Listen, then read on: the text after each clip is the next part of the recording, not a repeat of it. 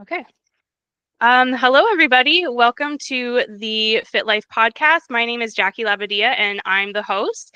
And I have a very special guest with me today. This is my friend Nida, and she is here today with me. And we're going to be talking a lot about like motherhood and how we use health and fitness to kind of mitigate it and use it as like tools that actually help us to be moms and to help us through motherhood and all of the challenges that come with it. So Nida, like, can you give us a little intro about yourself? Like, tell us about what you do and how you help moms and whatever else you feel is applicable. Yes. Hi. Thanks, Jackie, for having me. It's so cool to be doing this podcast with you. I mean, we've had conversations for years because we've known each other for years just through working together in healthcare. And now that you have been my fitness coach for the past 2 years. But being on this podcast with you, it's really exciting and it's really cool. So thank you for having me. Of And course. a little introduction for myself. Yes, my name is Nida, and I am a holistic lifestyle coach for mothers. Um, Being on this motherhood journey myself, it's been such a roller coaster, and I have been very blessed to have a lot of support along the way from various different coaches and friends and family. And I feel like a lot of that support system is missing for many women out there, Yeah. which is what really led me to be more passionate about wanting to be that support system for moms out there. And so that's when I decided to be a lifestyle coach for moms and helping them and supporting them in everything motherhood related.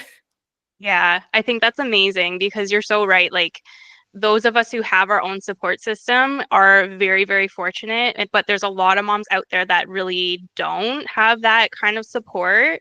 And it's just like such a big piece about, like not just being a good mom, but like getting some sort of self-care in so that you can be a good mom. And you can't always do that without having the support of somebody.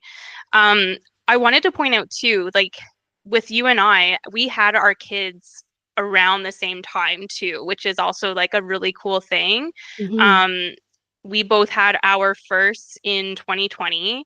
So like during the pandemic and like what a crazy time that was, especially to Yeah. like just become a new mom. And then our second kids are only like 3 months apart, 4 months apart. Actually, yeah, actually both our kids are 3 months apart. Um, Yeah. but one is just like one over the other, but both our kids are exactly 3 months apart. Yeah. That's Who's that? amazing. You're right. Yeah, yeah. That's so true. Yeah, so I kind of thought that was neat to like experience that with you. We both had C-sections Yeah. and like I don't know. I don't know if you thought about this as well, but the first maternity leave being in 2020 and during that time compared to the second maternity leave and like how vastly different it was. I know for me anyways. Um, just because in 2020 with like all the lockdowns and things like that, it was like so much more isolating. But then our having my second in like, normal times, it was like I couldn't believe how busy it was, probably because I had two, but also now that more people were involved and we weren't like isolated to our house or anything like that too, which was it was beautiful, it was nice, but yeah. Yeah, I know a lot of people have, um, and I want to respect everyone's experience around COVID time and having kids Yeah, around COVID. And for some people, it was really difficult. But I must say, for me, it was kind of nice just yeah, being home and isolated. I feel like it really gave me the time to just bond with my child and just be at home with absolutely. them and Yeah, just recover. And I feel like sometimes that pressure of people wanting to come over to see the baby, to see the you, and you're not feeling well physically, emotionally, but you still have to power through to make that happen socially, at least in our culture. So I Yeah. feel like COVID time kind of helped me in that sense, that I kind of had an excuse to say that, okay, Yeah. I'm not ready yet. Let's just wait until how this whole COVID thing goes Yeah. away first. So I personally really liked it from that perspective, but I know what you Hmm. mean. I also didn't realize how much I missed out on until I had my second child, Yes. not in COVID. And I realized how much more I was able to do with my second child now that things weren't in lockdown. And then I was Yeah. thinking, oh, I missed out the first time, Yeah. when I would have had more time to enjoy it with just one child instead of struggling now with two kids. Yeah. Yeah. So yeah, now I'm realizing how different both times were. But all in all, I really enjoyed. I tried my best to enjoy both Yeah. times, the COVID Yeah. times and the not COVID times, and the first child and the second child, to the best of my ability. And I think a lot of it just came down to just being Oh, of present course. with Yeah. myself and understanding and knowing, okay, well, this is what the situation is. I have to make the best of it, and having that positive mindset. So I Hmm. can't say that I regret one over the other. I think No. Yeah. it was great given It is what it is too, yeah, given right? the Like, circumstances. It was great both ways. yeah, yeah, for sure. And I feel like that would have still been something to consider regardless of COVID happening or not, because even that experience of going from zero to one child and then from one to two children are like totally separate experiences in themselves as well.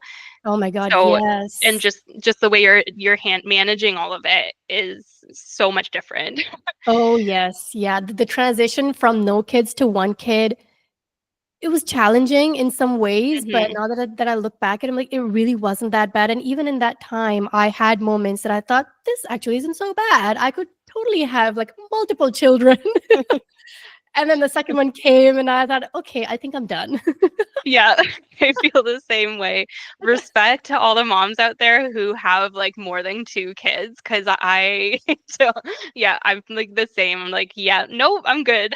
Yes, I yes. just, I love the space of like, there's two of them, and they're also like, I don't know about your kids right now, but like they're at this age now where they're engaging with each other so much more, and it's so awesome to see. And like now that they're playing together and like they have that playmate, that's so nice. But at the same time, Victor and I aren't like outnumbered, so like if we go on vacation or something, like one takes the other one. So it's just like this sweet spot, I feel like. So for me anyways, I know there's a lot of moms out there who like love having kids and like they thrive on having that big family and they love the chaos and stuff, but we're so good with like with two kids. Yeah, no, I know exactly what you mean. And it's easier to go out with two kids because you have two hands, so you can hold one with each hand Yeah, and totally. still be able to go about. And sometimes I wonder in situations like that, okay, if I had a third, where would they go? Like, Yeah. how would I Yeah. manage this? I Because know, of course, right? Oh the my thought God. comes into your mind once in a while, right? Y- And I just play that scenario in my head. I'm like, okay, I don't know how that would go. But you're right. Both my children are at that very nice age. That was the benefit of having them close in age together.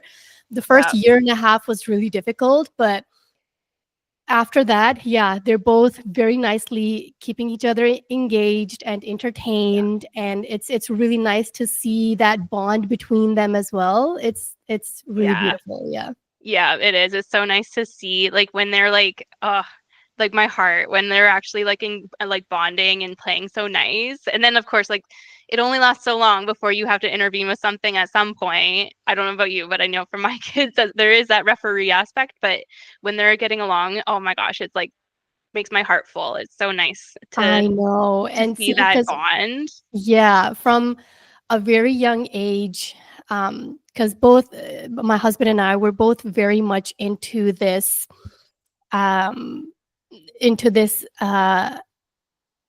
the life of making sure that we're regulated ourselves. Yes. And the more we practice that in front of our children, it's so amazing to see how quickly they pick up on that. Hmm. And so it's so interesting sometimes to see our older one, because he's able to talk more, to see our older one trying to regulate the little one It's and so cute. encouraging him to take deep breaths. And every time a little one is having a bit of a moment, my older one will step Yeah. in and be like, okay, take a deep breath.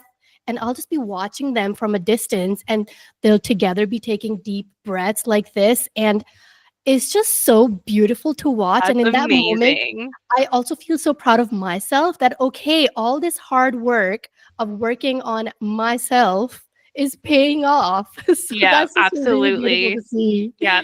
Sometimes, like, this is funny because it kind of goes into behavior change stuff too, right? Like, when we talk about lifestyle changes and noticing our behaviors and becoming aware of them, there's so many things that we do as adults that we have no idea that we do until the awareness is brought to it. Mhm. And I feel like having kids has brought so much awareness to myself because they mimic so many things that you do, to the point where you're like, oh my gosh, where did you get that from? And then my husband will be like, that is you. Like, you do that. And I'll be like, really? I do that?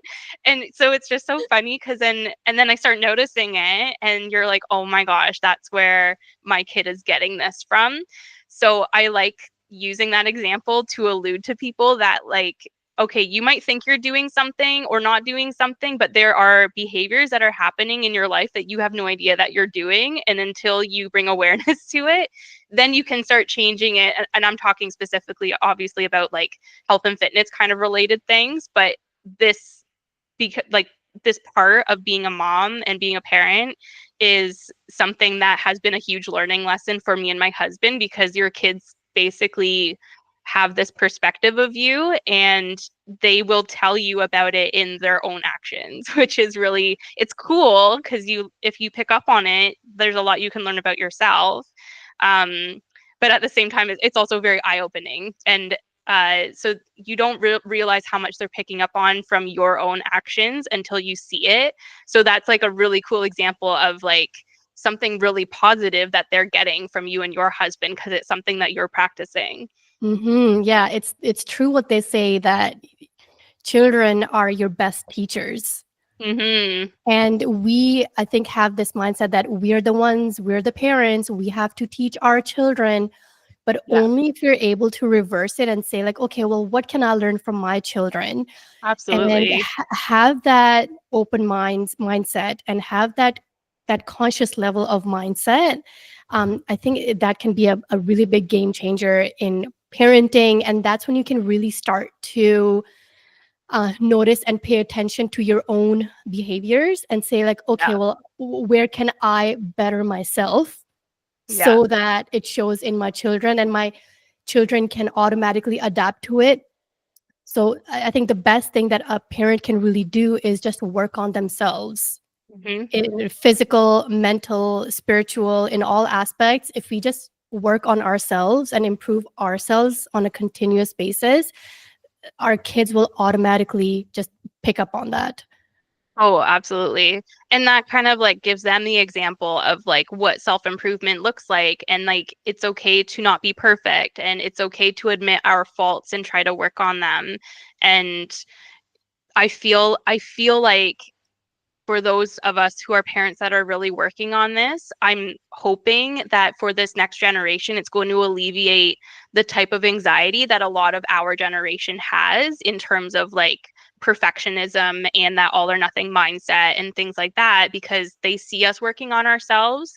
And I hope that by them seeing that kind of like I don't want to say they don't have a standard, but I feel like some of us feel like there was a standard that we were held to, and it was always like the hustle culture, always doing more. Like, you know, there's certain things that have caused a lot of anxiety in our generation, and Mhm. hopefully by breaking that, we can show our kids that like you don't have to be perfect in order to be great, like there's a lot of 100%. ways that you can be successful without being perfect and without having to like grind yourself down to the bone.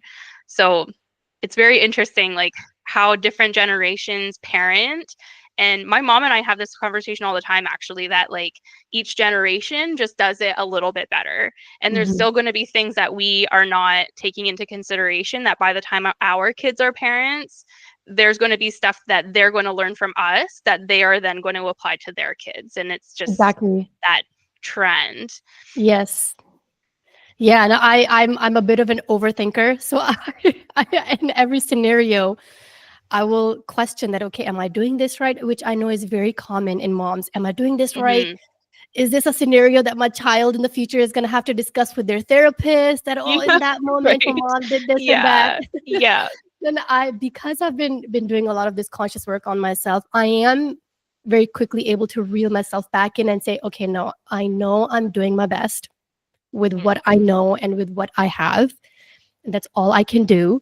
And just to show my children that I'm not perfect. And we do apologize. It is whenever we rupture, we do the repair very quickly. And it's nice to see um, how long it goes. It makes a really big difference with my children, just apologizing to them after I've made a Right. mistake Yeah. and not just saying sorry. It's really interesting because when my older one was only like 2 years old, he wasn't talking as much.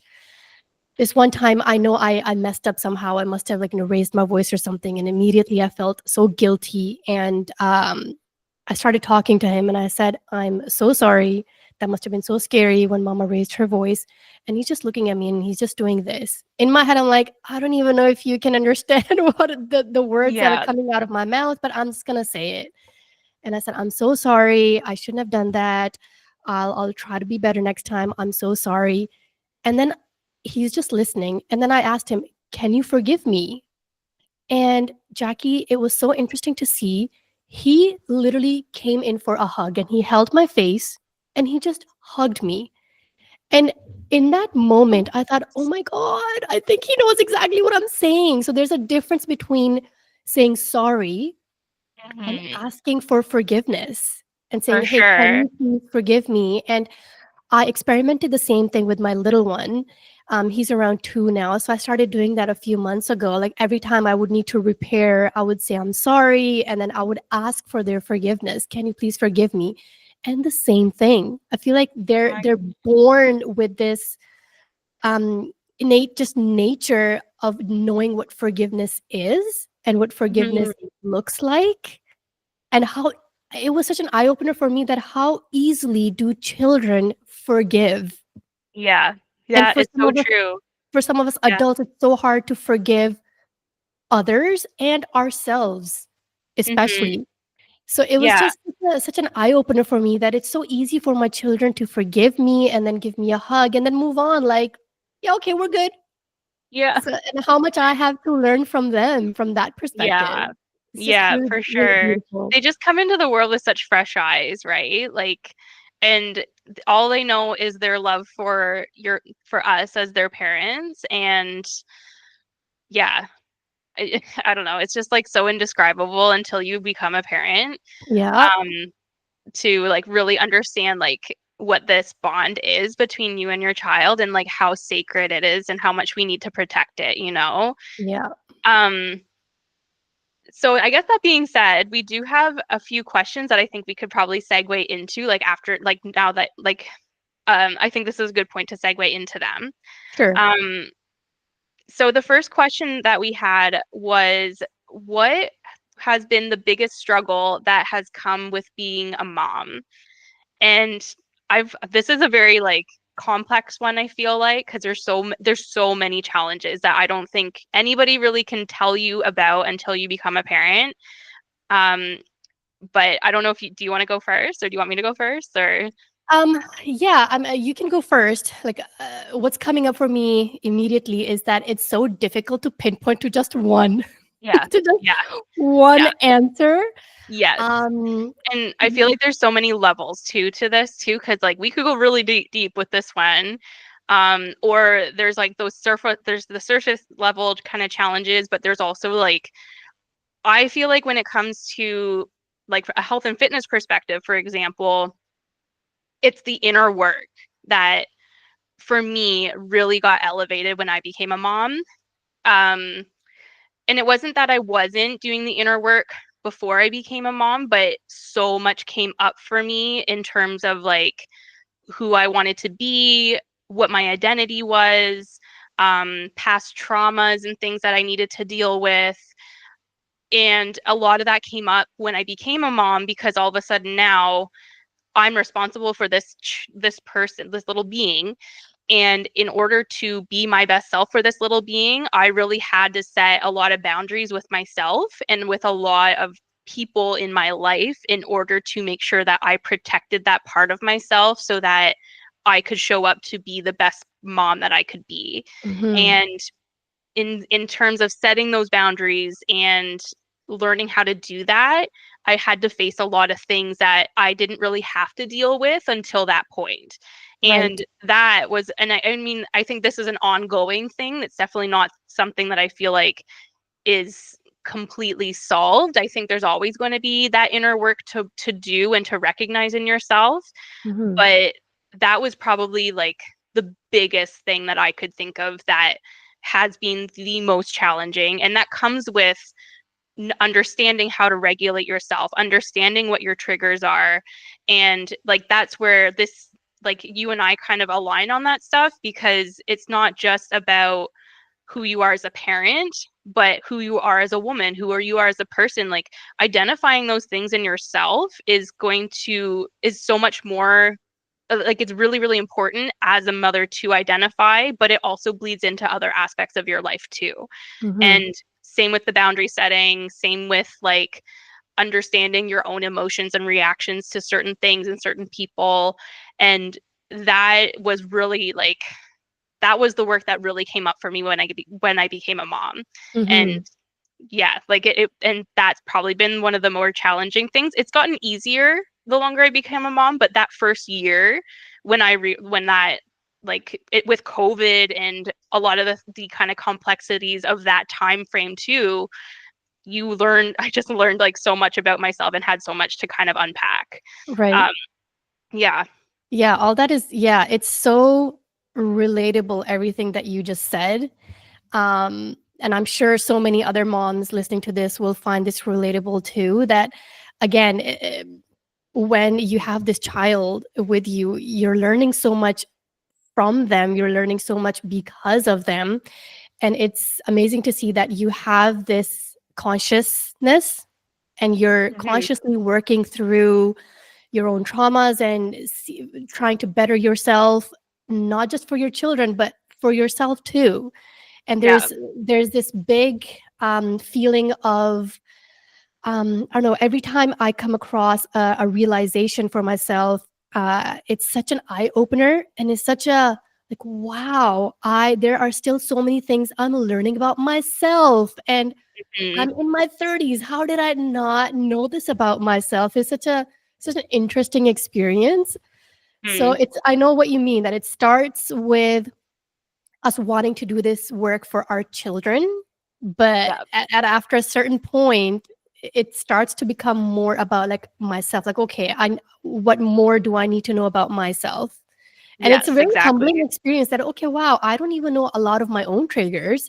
I don't even know No, a lot of, deep things that I go through, deep traumas that I have. So how can I make sure that I don't pass it on to my children if I'm not even aware of them?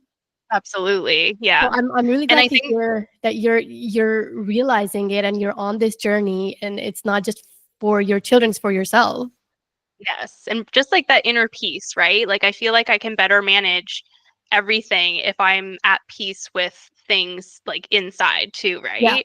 Yeah. Um, and I feel like the same kind of concept applies to people who are just starting out on a health and fitness journey is like when they have kids and they realize that they're unhealthy or they get like eye opening uh health results or something like that, and they realize like, oh my gosh, like if I don't change what I'm doing, I'm not going to be around for my kids when they're older. Mhm. And it's the same I feel like that's the same kind of idea. It's a lot of women start because they became moms and they use that as their reason. And maybe before they had kids, they just didn't find a really, really good why, because Mhm. some people just don't see themselves that way, right? Like they just don't have that kind of like inner, I don't want to say like inner value, I guess. They don't Mhm. value themselves enough, so they need that kind of extrinsic value in their children Right. before they start working on themselves and realizing like I really need to change what I'm doing so that so that I'm around for my kids. And I Right. think as you said too, at some point it turns into like this is for me too, and like how good I feel and all of these other things that health and fitness helps me to do. Right. So it's Yeah. kind of interesting like the how the inner work, and like we talk about a lot of inner work at JL Fit Life too, because you have to find that stuff in that inner thing that is going to keep you going Mhm. and keep you wanting to show up even when you're not motivated, or even when like life is hard or anything like that, because it goes so much deeper than just looking a certain way. Mhm. um so yeah, yeah. I What yeah, do I you know think? I know Sorry. exactly what you mean. Yeah, and as you're talking about this, I'm thinking about it more from like, okay, practically, how do I practice that, right? Hmm. And so for me, very early, I had realized that's what my biggest struggle was, finding like my me time. So Hmm. that's my answer probably to this, and I'll go into detail with that. Finding my me time, because before having kids, you don't realize how free you are and how much time you have until you have children. Yeah. Sometimes I think My about like husband and I, what was I yeah. doing with my life before I had kids? Why did I Victor think and I I was so recently had, busy? yeah, we recently had this conversation when we were like, what were we doing with our lives before we had kids? I swear, I think I asked that question to my husband like every single day. Like, why did we think we were so busy before we had I know. children? Yeah. But now it's so difficult to find that moment of silence to Hmm. even reflect on all this, right? Like everything that we're mentioning, it's so important. Like Yeah. knowing what your triggers are, how to set boundaries, and what kind of behaviors to pass on and not to pass on to your children, and just having that awareness at a conscious level. But practically speaking, a person can only do that if they have a moment to themselves, Yeah. right? And that I find has been my biggest challenge, to just get that time just for myself. And I feel like that's where uh, health and fitness and exercising and doing my workouts came in really clutch. I know initially I started off the journey just because I wanted to be like healthier, and I wanted to lose the pregnancy weight and do my rehab because of my C-section and just physically feeling good. But then a few months into it, I started realizing I love this as my me time, because I can just get away and focus on myself and move my body, which you hear in theory it helps you sleep better. Moving your body, of course, like is really good for you from every perspective, and it gives you more energy. I remember thinking like a long time ago, I'm like, how is moving my body more and exhausting myself? How is that going to give me more energy? It wasn't until I actually started practicing it from my workouts that I thought, wow, yes, for the rest of the day, I actually do have a lot of energy. Yeah. So focusing on my health and fitness, especially my workouts, it became something that it's not that I dreaded anymore. It became something that I really looked forward to. And Yeah. I'm really big on somatic practices, so mind and body movement practices to regulate yourself. And I found exercising in any shape or form that I was doing, it really became like my somatic practice. And it really helped me to regulate myself. So, yeah, for me, it was my biggest struggle was finding my me time. But Hmm. these workouts became my go-to as a self-care, and just my time alone with just me and my music, moving Yes. my body and feeling great for the rest of the day.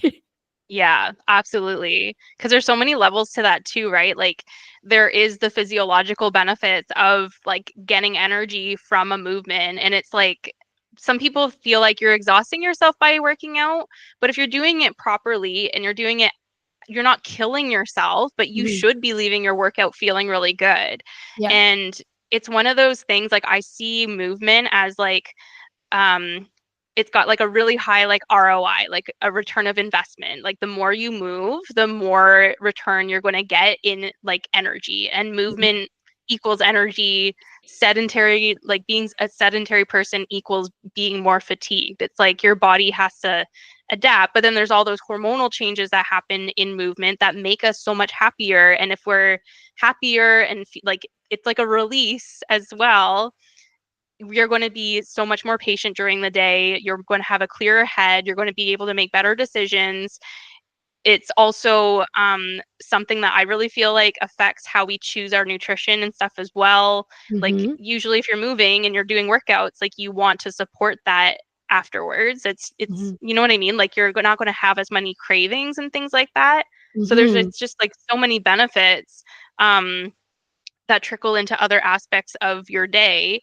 But yeah, absolutely. As you said too, like if you're also using it as like a me time, you're just like getting the most bang for your buck. And Mhm. it's not to say like you're not going to get benefit if your kids are around at some point if you have to fit it in that way. But I'm the same on the same page as you. Like even though I can work out with my kids around and I do sometimes, I much prefer it by myself just because it's just so much more therapeutic in that sense, I guess. Oh, 100%. Yeah, that's a good way of putting it. It's so much more therapeutic when we're focusing on ourselves just by ourselves while we're Yeah. working out. But I do like to work out in front of my children too, because Hmm. again, they'll see us doing it, and it's so cute to watch my older one now. He'll just grab the bands and Yeah. he'll just be like trying to do squats with it. And it's Yeah. just sometimes I'll be in the middle of a set and I can't stop laughing. And I'm like, I have to literally pause just to laugh it out because I can't hold the weights anymore. Yeah.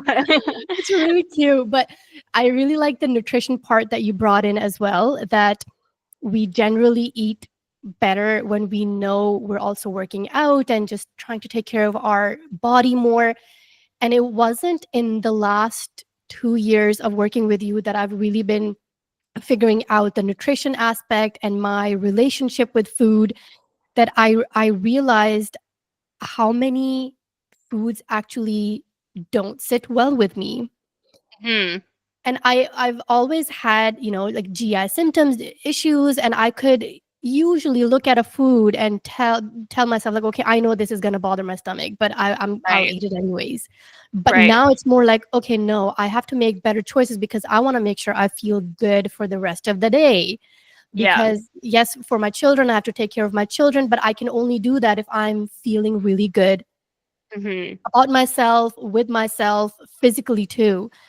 So it wasn't until the last like 2 years of us working together that I started realizing how many foods actually really bother my stomach, like sugars, processed sugar. It really bothers my stomach. So now I just avoid it. And it's interesting how much food really helps your system, like if you're eating Hmm. right. And Yes. it's not a shift that happened for me like overnight. No. It Yeah. took a while, and it was a lot of trial and error, but now my biggest motivation is that I just wanna make sure that I feel good for the whole Yeah. day.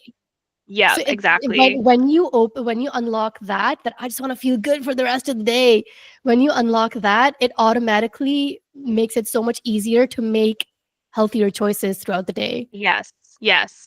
And I feel like there's also something to be said about that a lot of people and moms in particular don't realize how shitty they feel until they feel good. And then they Yeah. realize like, oh my gosh, like I've been feeling like survival mode subpar for so long that I didn't realize how bad I actually felt. And a Mhm. lot of that has to do with maybe nutrition choices, but also like sleep deprivation and things like that as well, which like I do not miss that part of like newborn. Same. I love newborn babies, but I do not miss the newborn stage. I Yes. um because of that, because I just did not feel like myself. Um it's harder to make good nutrition choices when you are sleep deprived as well, because like it's just you're hungrier, you crave more carbs and sugars and things like that, and it's just like such a hard cycle to get out of. Mhm. um but as you said too, like I work with a lot of clients who come to me and they don't want to cut out any food. And I'm all for that. Like I'm all for moderation and like, yeah, like include foods that you enjoy. But there is something to be said that like you also have to decide when a food is worthwhile to eat or not, depending on how it affects you. And Mhm. that's definitely something that I feel like comes almost with like experience and maturity when it comes to your relationship with food, is understanding that, yeah, this tastes great, but are the repercussions afterwards actually really worth it? Yeah. And there's and I find this even with like alcohol too, right? Like I like a glass of wine. Like I enjoy the taste. Alcohol though, like especially wine lately, really messes with my sleep. And so Mhm. I'm really not drinking it nearly as often. And I wasn't really drinking that often before, but every once in a while I'd like a glass of wine at night. But I think I had my first glass of wine yesterday at lunchtime, so that was okay in terms of my sleep. But it was because Mhm. it was my grandmother's homemade wine, and I won't really pass that up. But Right. that was the first glass of wine I've had in like months, because I just don't see it as something that's worthwhile to have anymore. And Yes. although I enjoy the taste, like again, like it's just like it's not worth it. My sleep is so valuable to me, and I feel so much better when I sleep well, Mhm. that that glass of wine is just not, yeah, it's just not really in like my choices of things I'm going to have.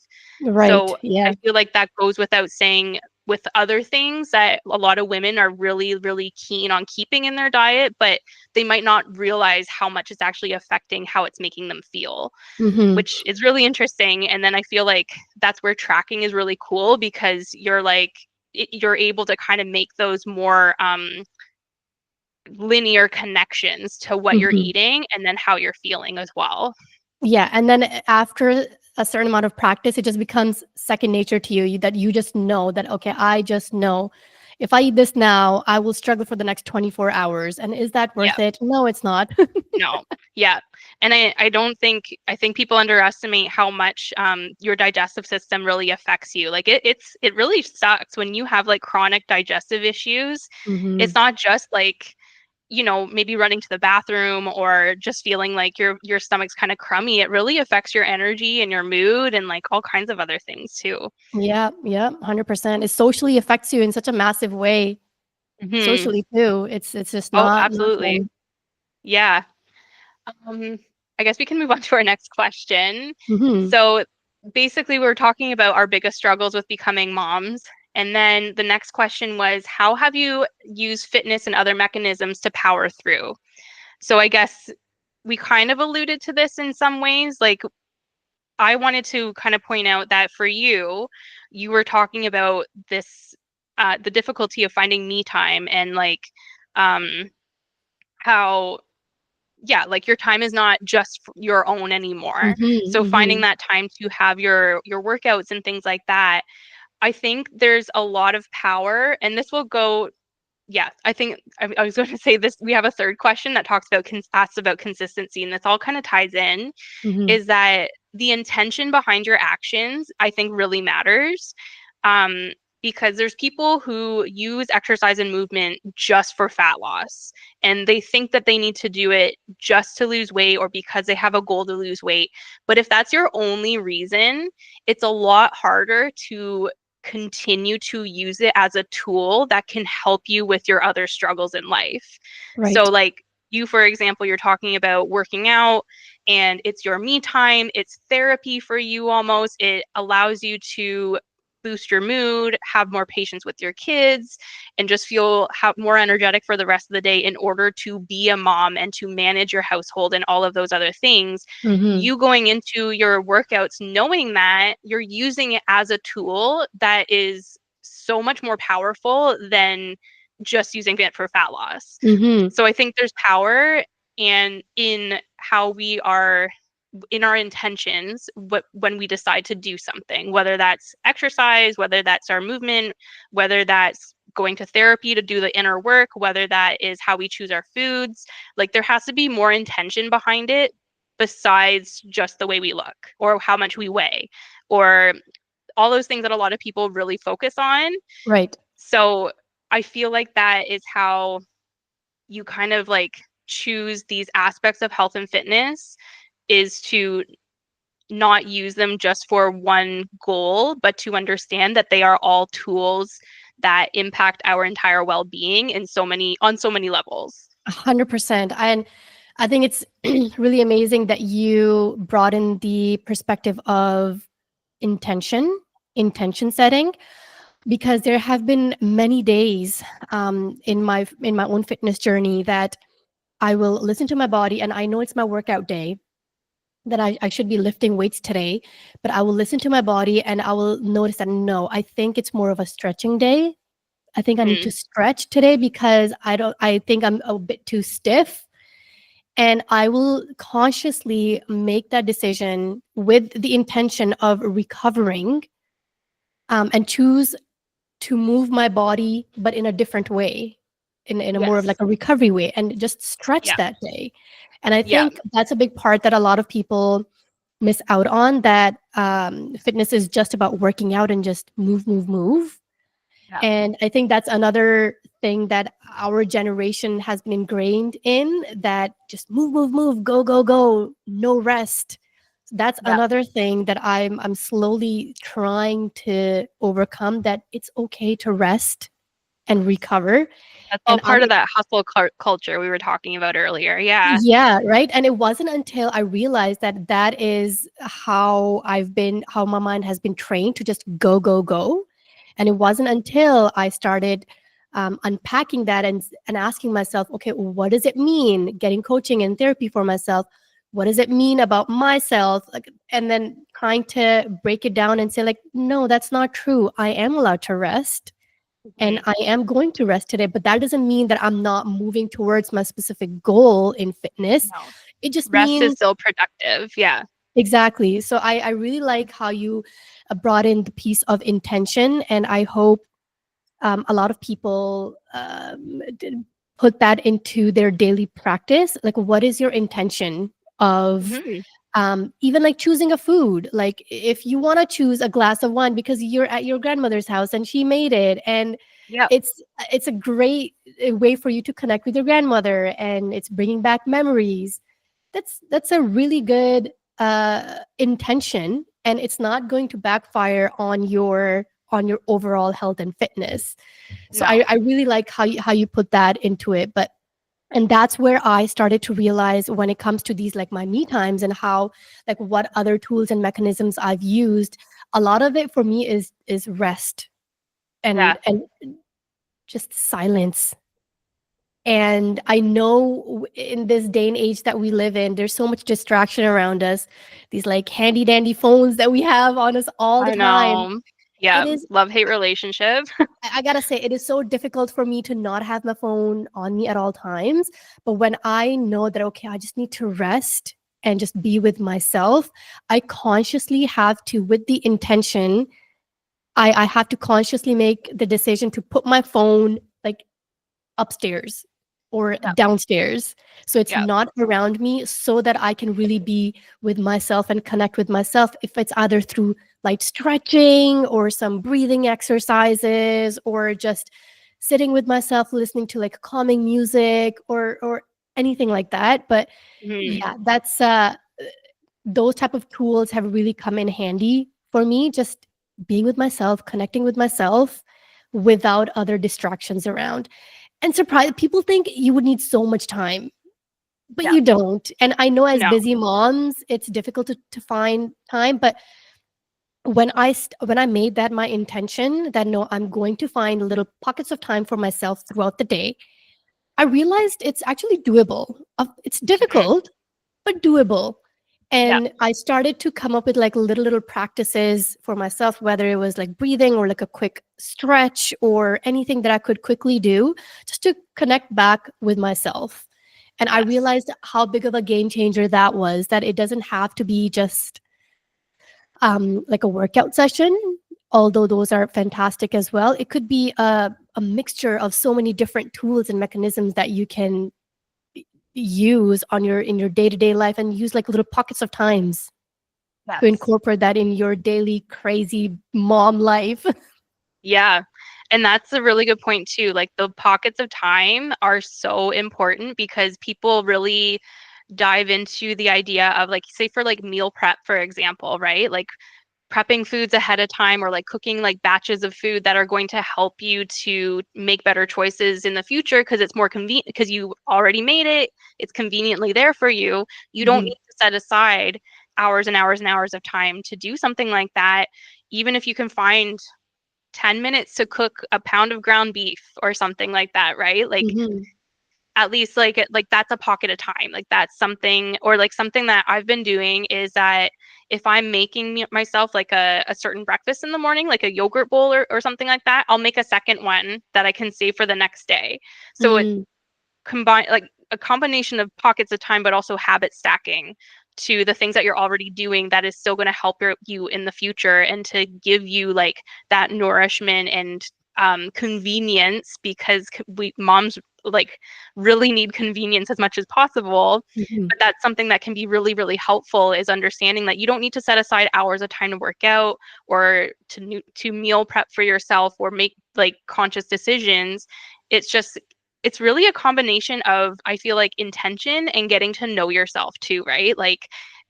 That's part I think that the people that are the most successful are the ones that really understand how they're going to be successful, right? Like what are you more likely to do? Like what are you more likely to follow through with? Like I know for myself, I'm more likely to get my workout done if I do it right in the morning or during my daughter's nap time. If Mhm. I were to try to tell myself I'm going to do it in the evening, I know for sure like I'm going to be way too tired and be too crashed out to actually do it. So it's just part of like understanding yourself and being okay with some parts, Mhm. maybe like questioning some parts of yourself to unpack and understand. But it's such a learning journey in like self discovery. Yeah, and a lot of it is just trial and error. Like, I Yeah. remember when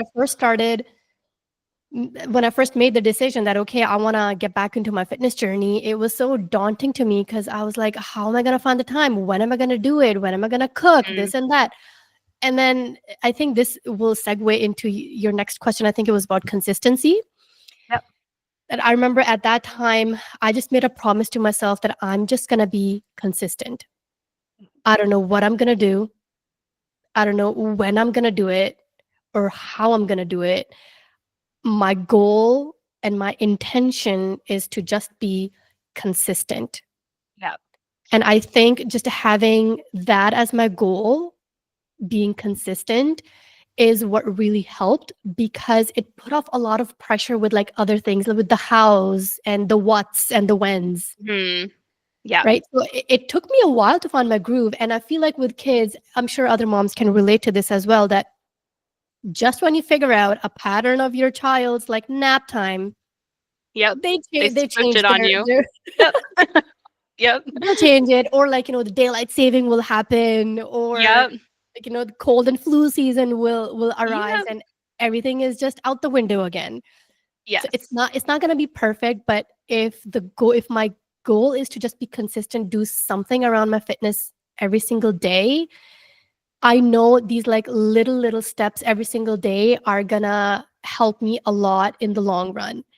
And Yeah. I have found that that mindset of staying consistent has been the biggest game changer for me, and that's how I've found the most significant results.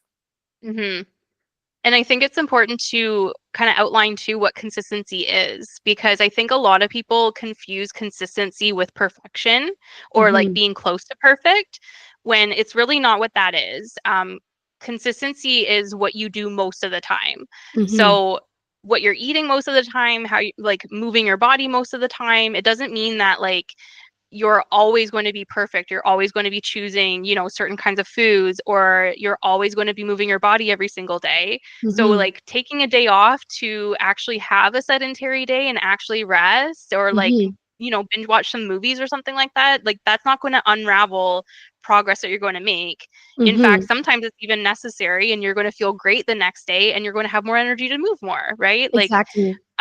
having a glass of wine for me, like yesterday I was at my grandma's house for lunch, and she's Italian. She made me pasta, and I had a glass of wine, and having that one meal is not going to unravel everything that I work for. And Mm-hmm. yeah, okay, like I didn't have the protein I would have wanted or like anything like that. It's just like straight up carbs, and that's totally fine. But Mm-hmm. I don't eat like that every single day. It's a total one-off. Enjoy it. It's okay if like you have a one-off meal or day or whatever it is. Mm-hmm. Um, Because so mentally yeah, and like emotionally that helps too. absolutely. And understanding that like That there's a health and time and a fitness, place for certain things. yeah, and health Because and fitness is not just about physical aspect. It's mental, no, emotional, social, all that combined together. yes, exactly. And that's how like your relationship with food is so important, is understanding that like you Halloween, for example, just came by, and like people are, feeling guilty about like having a few chocolate bars or whatever it is. And it's like, really, Halloween is one day, as long as you're not stretching it out into, and then I think this is where the problem lies, is like people have Halloween, Thanksgiving, American Thanksgiving, Christmas. I know in your culture, you guys have a whole bunch of like different Mm-hmm. things that are around the same time, right? Mm-hmm. So instead of seeing it as like one-off days of like celebrations, they stretch it into months at a time. And then that's where the problem is going to happen, where Yeah. that's where you're probably going to see a regression in progress. Yeah. But if we remember that consistency is, your screen just got really big for some reason. Sorry. I don't know what happened there. Oh, okay. That's okay. You just like popped up on me. Oh yeah, I don't Um, know. so yeah, like that's where we have to remember, like that's what consistency is like those one-off days or celebrations or whatever it is, those aren't your norm. Like those aren't the things that you're doing all of the time. So what you're Mm-hmm. doing most of the time is that consistency. And then the other side of it too is like remembering that fitness, nutrition, mindfulness, there's also not one proper way to do all of those things. Like there's Mm-hmm. always like a scalable way to do all those things. You don't have to do resistance training for 1 hour. You can, there, your screen just fixed itself. Oh, okay. Okay. Yeah, you don't have to do 1 hour of resistance training every single training day in order to see the best results. So you can modify that according to your schedule if like for whatever reason something's not working, like, but if you're consistently working out 2 to 4 times a week on for months on end, you're still going to see results. And Mm-hmm. like so there's so many, and I feel like people get stuck in this all or nothing thing where they feel like it needs to look a certain way in order for them to see results, but that's not the case at all. It's so individualized to each person. But as long as you continue to show up and to understand that it's not always going to be perfect, and these one-off things are not going to unrail or like derail your progress, you're going to be fine. And 100%. And I want to give my own personal example of exactly what you just mentioned, because when I was on my maternity leave, I know we had a specific plan where I was working out like mostly 3 times a week. I was working out yeah. and it was great. I felt good. I'm like, this is a great balance. I'm seeing really good results. This is perfect. And I did that for a long time. But then when it came time for me to go back to work a few months ago, we had to, because of our work schedule, we had to reel it back in. So now I'm only Mhm. doing about like two workouts Yep. per week. And I must say, like for me, initially, it took me a while to wrap my head around it because I was so used to working out 3 times a week. And I was thinking, I'm going to start losing my progress. Naturally so, right? Like a lot of people will think Yeah. that way. I'm going to lose my Yeah. progress, just losing that one day of workout. It's gonna, like, I'm going to lose all that muscle that I've just gained. Yeah. But it wasn't until I started. And again, I just reminded myself that my goal is just to be consistent. Hmm. And this is a different phase in my life. And if, as long as I'm still being consistent with my workouts, regardless of what the plan actually is or what it's supposed to look like, let's just see what happens. Yeah, And it's been exactly. quite a few months now, and with me working out only twice a week, and I I haven't seen any like my progress to be losing in any way. If anything, still feel like I'm moving in the right direction with whatever my Good. fitness goals are. Yeah. Yeah. So I think a lot of it is, again, it's just trial and error. Just keep moving, keep trying different things, and stay consistent. That okay, well, if this isn't working in this phase of my life, let's try something else. So Exactly. Yeah. I think personal experience with that, because I know a lot of people must go through this struggle. Yeah, absolutely. And yeah, like the more you do it too and understand that like even though you're working out 2 days a week now, we've also made other adjustments. Like I think when you started going back to work was when we really started to look at like, okay, like how many steps are you getting in a day? Like, are you still moving at the very least, right? Which is a huge component for long, like a lot of different things. Hmm. Um, Whereas on your maternity leave, we didn't focus on that as much, Hmm. but that was something that I feel like also was just a way to kind of shift the perspective and understand that there's still things that you can do. And as long as you're still moving your body every day, you're not going to lose any progress. And the Yeah, gym has 100%. its yeah, and like the gym in terms of like physique and strength and stuff like that, the gym has its purpose, but Hmm. ultimately we just want to make sure that you're also just still moving, and Hmm. that's going to bring you the one of the best benefits that's out there. Um, Exactly, and I was really glad at that time. I've always been glad that you're my coach, but it's times like this when I'm mentally and emotionally struggling and just in my own head, it's really nice to have a coach kind of put things into perspective yeah, and encourage you to look at things from a different way, because you're right. I hadn't considered at that time that, hey, now that I'm going back to work, I'll actually be getting like more steps in. I will be active, but in just like in different ways, until mhm, you had pointed it out to me. So yeah, it's also great to be on this journey, whether it's your emotional health or mental health or physical health. It's really nice to be guided by yeah, somebody, yeah, because it doesn't matter how well we think we're doing, and with a certain plan that we have, it's always really nice to have a different perspective from a guide, from a coach who can yeah, see things in a bigger picture that we're not able to see at that time. absolutely. I see this as like you have somebody on the outside looking in kind of thing. When we're on the inside, it's hard to see like, and I think this goes for many other like situations when you're in your own life and you're in your own little bubble and you're in your own head about the way your own perspective of your life, Hmm. it's hard to see the bigger picture. So having a coach is really helpful for that, and I'm sure that you find that with clients as well. Like you're able to take a step back and to see that person from their whole life picture, like the Hmm. things that they've gone through, like because I feel like a lot of women are really hard on themselves. But when Hmm. I'm like, hey, like you're still doing this, you're still doing this, you're still doing this, and you've also had this and this and this going on, like all in all, that's fantastic. And then they're like, Yeah, oh my gosh, like you're right. I was just being like really hard on myself because I wasn't showing up in the same way that I was, a few months ago when I wasn't dealing with A, B, and C. So, exactly. Yeah, when we're not thinking straight, when we're going through a difficult time, it doesn't have to be anything like too intense, but our mode is to go into fight, flight, or freeze.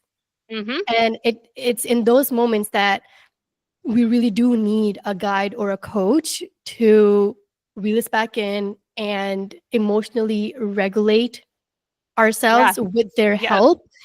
yeah, And it just takes a little bit of that extra time, of that perspective from the other person. It doesn't take a lot for you to start thinking like, actually, yeah, you are right, I am doing a pretty good job here. right, yeah, I don't yeah, need to go into my fight, flight, or freeze mode. yeah, for sure. And yeah, and then just like managing your own expectations of yourself during certain times of your life, right? Like, Mhm. Yeah, you're yeah, right. I just think, We're so hard on ourselves, especially moms, in every situation. Yes. we're second guessing ourselves. That mom guilt is just so massive, Yeah. and that's why it's nice to have a support system who's able to validate and make you feel like you're not alone. Because I feel Mhm. like being a mom, even though you're around your children all the time and you're around other people, it really makes you feel lonely at times. So it's nice Yeah. to know that, okay, well, I know I have a group out there, a community out there, a guide, a coach out there who I can go to and I can speak to, and I know they will understand what I'm going through. Yes. Yeah. And I love that that's something that you recognized as a need out there in the community of moms too, to like know that the as a resource, right? Like for a lot of moms that don't have a great support system or whatever the case may be. I'm like but having a coach specific to somebody who Mhm. is a mom and like navigating all of those things about herself while Yeah, she navigates motherhood, I think is such a really cool thing. And yeah.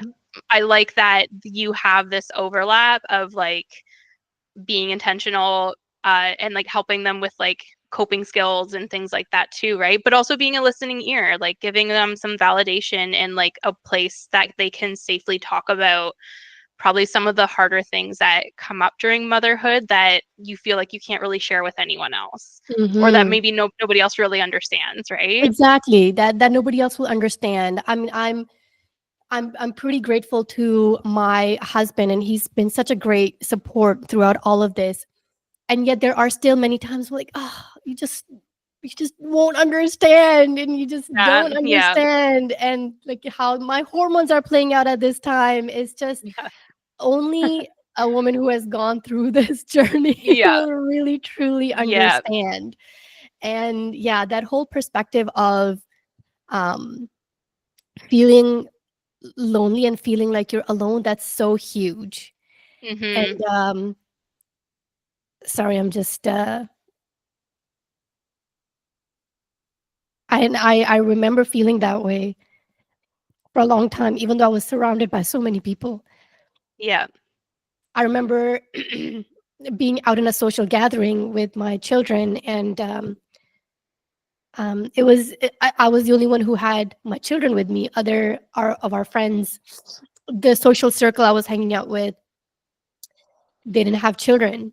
And my kids, of course, like, they're energetic. They need to walk around, move around. So I just, of course, making sure they're safe, follow them, let them have their own moment, trying to juggle it all in your head, that you're thinking that, okay, I have to make sure my kids are safe.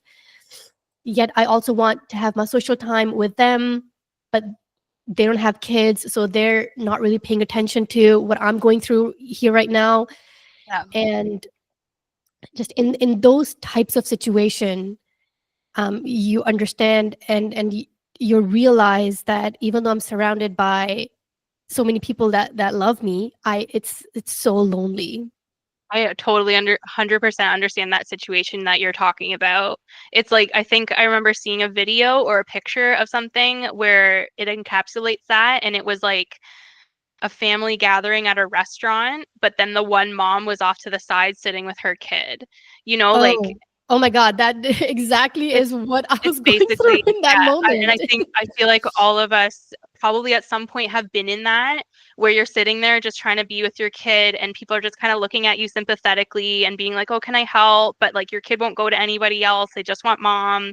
And like but nobody knows how to help you, or they're not really willing to step in and help you kind of thing, right? Like Yeah, it's and just I can understand their perspective too, that yeah. especially if they don't have children, or even if they do, like every parent knows how what their own child needs in Yep. what situation, right? So I can understand that they're trying to be helpful, and it's great that they are. It's just unfortunate that it's everything just happens so quickly in that Mhm. moment, that you're Mhm. just like, I want to socialize and have a conversation with adults Yeah. and have my me time to fill up my cup, but okay, my children need me and they won't go to anybody Yeah. else, and Yeah. um they have to be fed too at this restaurant because I don't want to have to deal with that when I get home, and Yeah. them being hangry. it's just a lot to deal with. But in those moments, again, it's really nice to know that you have a group of people in the community that you're involved with, or a coach or a guide that will understand and will help and Yeah. can validate Hmm. in moments like that. That okay, even though yes, I'm having a very hard time right now, I can go back and I can vent to people that Yeah. I know will Yeah. understand. Like, Just knowing yes. that okay, I can get, once I'm done with the situation, I can go and talk to somebody about this, Yeah. is a huge help emotionally. Yeah. But when Absolutely. a woman doesn't have that support, that okay, even when the situation is done, like I'm still gonna go home and I'm still gonna be feeling this way, and nobody's gonna understand what I just went through. Yeah, yeah.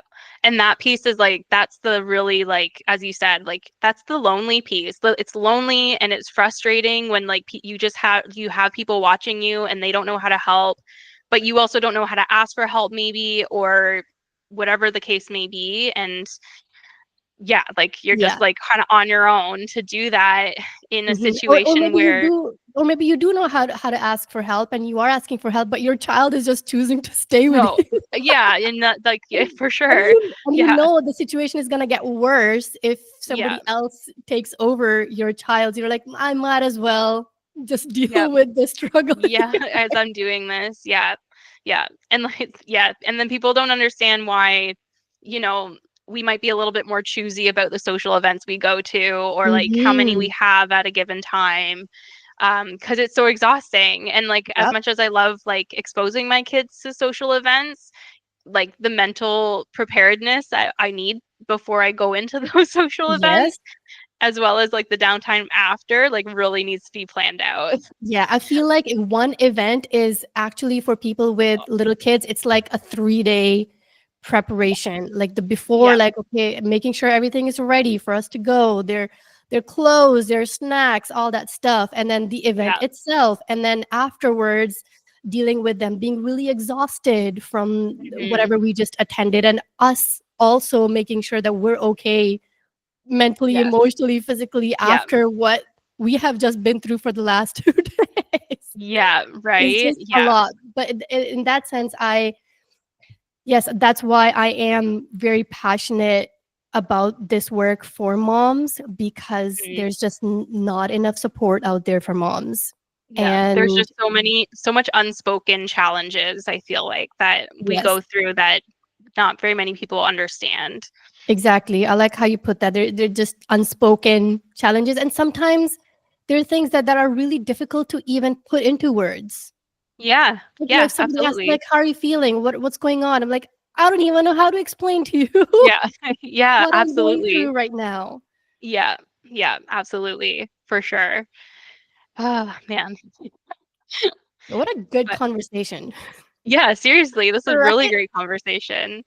Um, when you're in situations like that, do you find yourself being pulled to any kind of movement or anything like health and fitness kind of specific to help you with those situations or like maybe like the after effect kind of thing? Or in the moment, let's say if I'm struggling with something, I'm really finding coming back to my breath to Yeah, be deep very breathing. helpful. Yeah, Breathing, because one, it's always accessible to us wherever we yeah, go. yeah, We don't need to carry like a tool with us when we're already carrying so much of our kids' things and our yeah, children, right? It's yeah. something that's very easily doable. So, doing different breathing techniques has been helping a lot. Um, I'm part of this community. It's called Fully Expressed Community of Us Women. That's led by my previous coach, and it's a beautiful group of women. And the whole idea is to be able to like fully express yourself. And I love it because we were talking about these type of techniques in one group call, and they brought up the idea of humming. Humming Okay. really seems to help, and it activates your vagus nerve, which helps in regulating your nervous system. So humming generally helps. And I know it sounds odd, but again, it's something that's like easily accessible. And if you just choose a song that that's just on your mind that day, or any kind of humming, it really does help. That's cool. And if you notice little children, if they're just like doing their own thing, they're usually just like humming to themselves, because it's Yeah. a natural part of us regulating ourselves. Right. So those are the two things. Humming I just started recently, but breathing I've been doing it for quite a while, and those two things really help me in the moment. Yeah. Yeah. Yeah. I've definitely been doing the breathing because I am just like I get into that anxiety state. So I feel like I'm up here, and breathing just allows me to like ground myself a little bit. But I really like the idea of humming. And I also wonder, is it just the act of humming in itself, but also music in itself is something that's therapeutic, and that brings around like dopamine and like things like that too, right? So like Hmm. I feel like it's kind of like a cool combination of like a physical thing that you can do in your body to help it to relax, but also the emotional aspect of a song, especially if it's a song that you really love or like that makes you feel happy or something like that, then Hmm. there's that emotional aspect to it as well, which I think is kind of cool. That's the recreation therapist in me coming out. Yeah, no, definitely. I love that. I love that. Yeah, no, you're totally right about that. Yeah, I like that. That's cool. What do you like And to then do besides breathing? the right now it's been the breathing. And then I always find after an event, like if I were into a situation like that was really hard on me, um I guess it depends on like what the time of day is and stuff like that, but quiet in the car, especially if my kids like fall asleep or something, that has been something that's been really like, again, like kind of pockets of time depending on how long the car ride is, but I have not I have not noticed how much I need silence until like, especially with two kids when there's so much stimulation all the time. And I think that's the thing, right? You're in this situation, and it's not the fact that your kids really need you and like maybe lack of help and stuff like that. It's the overstimulation of all of it. And Hmm. so I really need that like downtime to like help myself destimulate. And that silence in the car is just like that golden hour. That, or like if I can get outside at some point or go for my walk, and like say I come back and like my husband is here, then like it'll be like one of those like, okay, I'm just going to go for a quick 15-minute walk, maybe a run if I need to, if I want to or something. And Hmm. then just like making sure that I really help myself with a good bedtime routine that night too, to get some solid sleep, because overstimulation is just exhausting physically for me.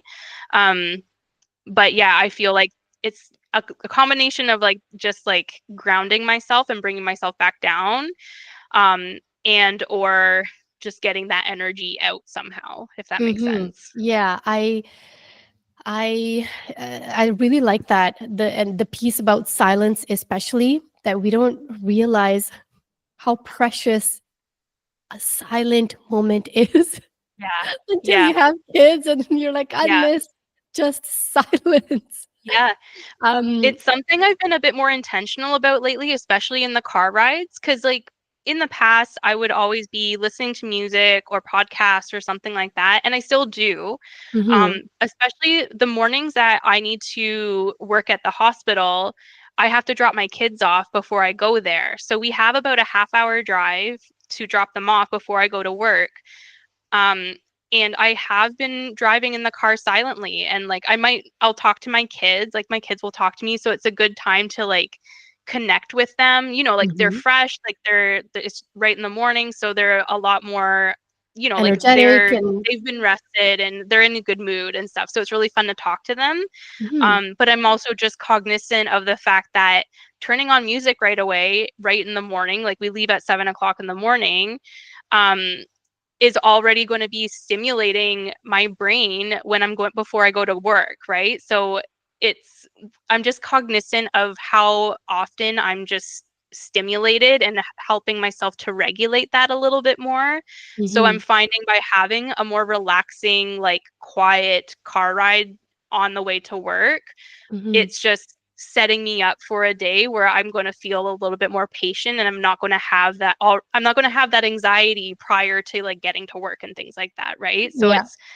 again, I feel like this is coming down to like knowing myself and understanding my patterns and just implementing some things that are going to help set up my day in a way that is therapeutic. So, Yeah, I yeah, love how you have found what works best for you.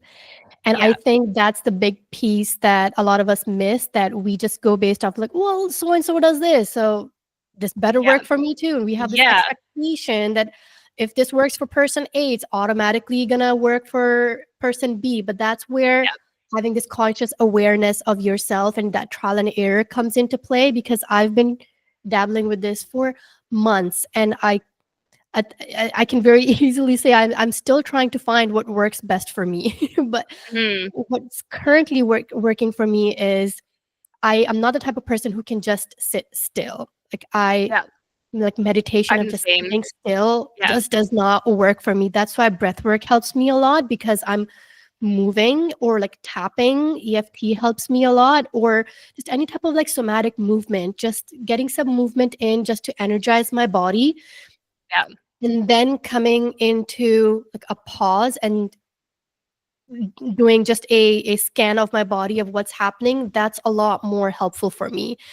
And mhm, I generally do that after putting the kids to bed, yeah, when they're asleep, because then I, even if I take like 15-20 minutes to myself to just do that, that really helps me to just be okay with whatever has happened for the entire day with them. yeah, absolutely. Just bringing yourself back down after everything. Mhm. Um, this reminds me, like, so moving your body and stuff like that. Um, do you remember when we first started working together? I think it was your idea where we wanted to do some sort of like movement break of some sort. And there was I never remember the song, but it was like a squat challenge where it was the song, and every time they said like a certain word, you squat, and it turned into something like there was like a crap ton of squats in this one song because they said that word so many times, but I don't remember what the song is. I don't remember what the song was too, but I do know what you're talking about, Do you remember that? because Yeah. I did that with my kids, and it was like a Yeah. fun activity for them, and Yeah. I'd just be like dying with my squats with them, but they thought it was hilarious. I cannot remember the song. I don't remember the song. I just remember it being hilarious when we were Yeah, like trying it out. but that's also fun, because you again, you just gotta make things fun and light, right? Exactly. People think like, Yeah. oh, this has to be so serious, and no, you just gotta find No. Yeah, fun ways to do things, and you can involve your kids with it and get a absolutely. bit of a workout in. Yeah. And I think that goes to say too, like there are specific things that have to happen and some of it we don't necessarily enjoy, but if we can find enjoyment in it in some way, then it's going to be a lot easier to stay consistent with. 100%, Um, yeah. you know. Okay, I think we can that was a really great conversation. Yeah, I really enjoyed this. This felt Yeah, so therapeutic, and good. I'm so glad that we were able to do this, Jackie, and Yeah, me hopefully we can too. do it again. And I'm glad that honestly, Jackie, I'm so glad that you're in my life, and that you're my fitness coach, and my friend, and I can always come to you for anything. I know our check-ins are probably all over the place, because it's not just fitness related. It's Yeah, a lot of it is mindset. So it's really nice that you understand what I'm saying, because we are on this journey together, and especially with being moms of two around the same age, you're definitely one of those people that I know I can go to Jackie and she'll know exactly what I mean, because I know she's going through this. And so it's really nice to have you not just as my coach, but also as my friend. you too. You're making me cry. Yeah, I love you, Nida. You're such a great friend, and yeah, like it's awesome, like people to have these women in your corner, right? Like to have these kind of connections and to have to people understand. I think that's a huge thing that a lot of people underestimate for sure. Yeah, Um, 100%. I think a lot of us women really need to come together more, not just to mhm, support each other, but to lift each other up. And I think absolutely. a huge part of it is still lacking, but I think all of that just comes with, again, just doing that inner work for yourself. And the more you're Yeah, able to love yourself in all areas, that's when you'll be able to spread love to others around you too and lift them up. And I'm a huge believer of that. And I know I'm not even close to being all okay with where I'm at. It's going to be a lifelong journey, but I'm so grateful that I am on this journey, and you're right by my side with it. So thanks, you too, Jackie. Nida. Oh, thanks, Nida. uh, This is a um, conversation. okay. Now that um, Breathe. where can people find you on social media if they are interested in following you? Yes, so I'm mostly active on Instagram, and my Instagram handle is I am Nida Rehan, and that's just the spelling of my name. On Instagram, mostly, I'll be honest, with kids and everything, it's a bit difficult to be more present in it when I'm trying to be more present with myself and with Yeah, my children. yeah, But I if hear anybody that. wants, yeah, but if anybody wants to contact me, that's the best way to reach me, to see my content, and just stay connected with me. I love hearing other moms' stories with everything that they're going through, and even if even if I can just be a listening ear that can help them, and in understanding that they're not alone, that alone just goes a very long way. So Absolutely. Instagram. Yeah. Yep. Okay. And I will put that in the show notes too, so people can just find you there as well. Awesome. Okay, Nida. Well, so great talking to you. Thank you so much for coming on the podcast and having this conversation with me. I think that was amazing. It went longer than I thought than we had anticipated, but I think Yeah, that's okay. I think it that's was like okay. a lot of good stuff in there. Awesome.